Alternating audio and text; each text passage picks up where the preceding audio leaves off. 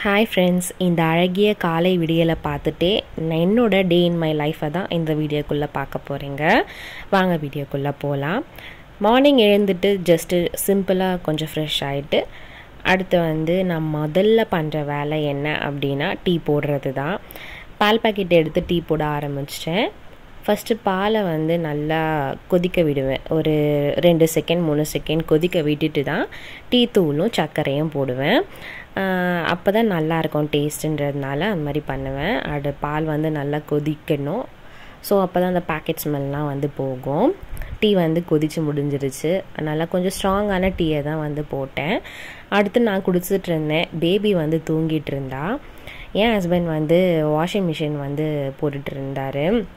ஏகப்பட்ட துணி இருந்தது வீட்டில், அதனால அவரை போட சொல்லியிருந்தேன். சைட் பை சைட் நான் என்னுடைய வேலையை பார்த்துட்டு இருந்தேன். பேபியோட ட்ரெஸ் எல்லாம் வாஷ் பண்ணும் போது நல்லா நீட் அண்ட் க்ளீனாக தான் வாஷ் பண்ணுவோம் வாஷிங் மிஷினில். ஒரு தடவைக்கு 2 தடவை போட்டு தான் அவளுடைய துணியை யூஸ் பண்ணுவோம். அடுத்து அவர் கொஞ்சம் வெளியில் சிட் அவுட்லாம் க்ளீன் பண்ணிகிட்டு இருந்தார். க்ளீன் பண்ணிவிட்டு வழக்கம் போல் எங்களோட தங்க பிள்ளையான எங்களோட செடிக்கு தண்ணி ஊற்றிட்டு இருந்தார். நான் என்னுடைய சமையல் வேலையை ஒன்று ஒன்றா ஸ்டார்ட் பண்ணிகிட்டே இருந்தேன். ஃபஸ்ட்டு ரைஸ் தான். அதில் நான் குக்கர் தான் இப்போ யூஸ் பண்ணிகிட்ருக்கேன். ஸோ ஈஸியாக முடியுன்றதுனால அதை யூஸ் பண்ணிகிட்ருக்கேன். அதை நல்லா நீட்டாக கழுவிடுவேன். நான் பேபிக்கும் சாப்பாடு குக்கர்லேருந்து தான் தரேன். அதனால் என்ன பண்ணுறது அப்படின்னா ஒரு தடவைக்கு 5 தடவை நல்லா அலசி தான் அரிசியை குக்கரில் போடுவேன். அவருடைய வேலை முடிஞ்சுது. வாஷிங் மிஷின் போட்டு முடிஞ்சுது. ஸோ துணியை அவர் உணர்த்திட்டு இருந்தார். ஏன்னா மார்னிங்கே இந்த வேலையெல்லாம் முடிச்சிட்டோன்னா அப்போ தான் நான் பேபி கூட டைம் ஸ்பெண்ட் பண்ண முடியும். ஸோ அவர்கிட்டயே உணர்த்தவும் சொல்லிகிட்டு இருந்தேன். அவர் ஒன்று ஒன்றா பாப்பாவுடைய துணி எல்லாமே உணர்த்திட்டு இருந்தார். பேபியோட ட்ரெஸ் வாஷ் பண்ணும் போது நல்லா நீட் அண்ட் க்ளீனாக வாஷ் பண்ணுங்க எல்லாருமே. நீங்கள் என்ன பவுடரோ இல்லை டெட்டாலோ என்ன யூஸ் பண்ணுறதா இருந்தாலும் நீட் அண்ட் க்ளீனாக வாஷ் பண்ணுங்கள். அடுத்து அவர் வேலையை முடிச்சுட்டு டீ குடிச்சிட்டு இருந்தார். குடிச்சிட்டே எங்கள் பக்கத்து வீட்டு பையன் விளையாடுறத பார்த்து ரசித்து குடிச்சிட்டு இருந்தார். ஒரு பக்கம் குக்கரில் ரைஸ் வெந்துடுச்சு. அடுத்து ரசம் தான் வச்சுருந்தேன். அது ரெண்டுமே அங்கே சைட் பை சைட் வச்சு வெந்துட்டு இருந்தது. நான் பீட்ரூட் பொரியல் தான் பண்ணலாம் அப்படின்னு சொல்லி சீவிட்டேன் மேலே இருக்க தோல். ஆனால் எனக்கு இந்த மாதிரி சீவுறது ரொம்ப கஷ்டம். அதனால் என் ஹஸ்பண்டை கூப்பிட்டு ஹெல்ப்புக்கு கொஞ்சம் இதை மட்டும் சீவி தருவீங்களா அப்படின்னு கேட்டேன்.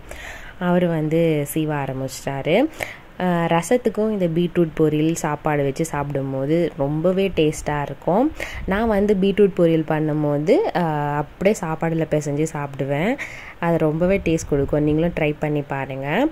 ஸோ இதெல்லாம் முடிஞ்சுது. அடுத்து மார்னிங் டிஃபன் பண்ணோம்ல, அதையுமே என்ன பண்ணலாம் அப்படின்னு சொல்லி யோசித்து தேங்காவையும் கட் பண்ணி வச்சுட்டேன்.